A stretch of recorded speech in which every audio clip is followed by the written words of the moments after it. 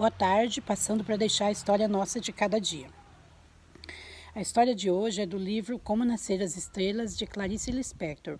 É uma das aventuras de Pedro Malazarte. Era uma vez, Pedro Malazarte havia perdido seu pai há pouco tempo. E a mãe então resolveu chamar os filhos para repartir a herança. Para Pedro, coube uma porta. Mas para que queria Pedro Malazarte uma porta? Lá disso sabia ele. E Pedro então colocou aquela porta embaixo do braço e saiu mundo afora faceiro. Não demorou muito, ele avistou lá adiante um burro morto e um monte de urubu em cima daquele burro degustando aquela carniça. Pedro, mais que depressa, jogou aquela porta em cima daqueles urubus e um ficou manco, então não foi difícil Pedro capturá-lo. Então agora com a porta embaixo do braço e o urubu embaixo de outro, Pedro foi seguir o rumo, aquela estrada.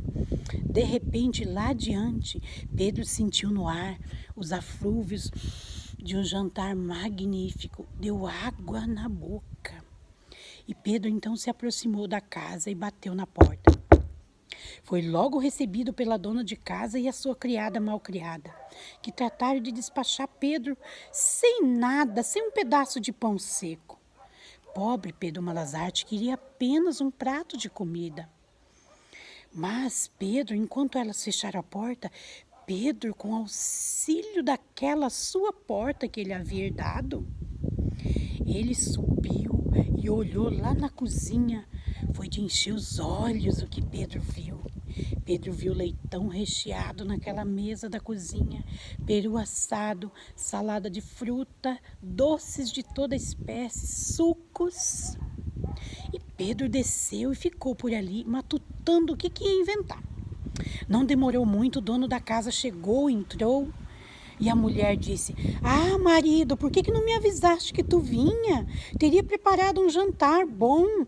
Como não avisou, eu tenho apenas um feijão ralo e uma farinha morrienta." Não demorou, Pedro Malazarte bateu a porta novamente, porque tinha certeza que o marido não lhe negaria um pouco daquele minguado jantar.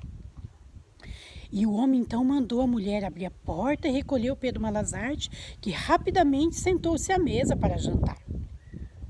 E Pedro sempre com seu urubu embaixo do braço. E começaram a servir. Pedro logo cutucou o urubu, que gemeu, e fez o dono da casa perguntar: "Pedro, o que o urubu quer?" Ele disse: "Nada não, meu senhor." "Por favor, Pedro, o que o urubu quer?" E Pedro então disse: "É que o meu urubu, ao contrário dos outros, ele fala. E ele está dizendo que a sua mulher lhe preparou uma surpresa. Tem leitão recheado." E a mulher ficou brava com Pedro e ela disse: "Urubu danado, estragou minha surpresa." Então ela foi na cozinha, mais que depressa, e trouxe aquele leitão recheado assim, a pururuca. E todos se fartaram, Pedro também. Como dizia meu pai, Pedro ficou com a barriga que dava para matar uma pulga. Quando foi dali a pouco, Pedro cutucou o urubu de novo, que fez o dono da casa mais uma vez perguntar: "O que ele quer, Pedro?" "Nada não, senhor." "Pedro, por favor, o que o urubu está dizendo?" Ele está dizendo que a sua mulher tem outra surpresa para o senhor. Ela tem doces e sobremesas de toda espécie, salada de fruta, suco. E a mulher mais uma vez se indignou com o urubu e com o Pedro. Urubu, como pode estragar minha surpresa novamente?"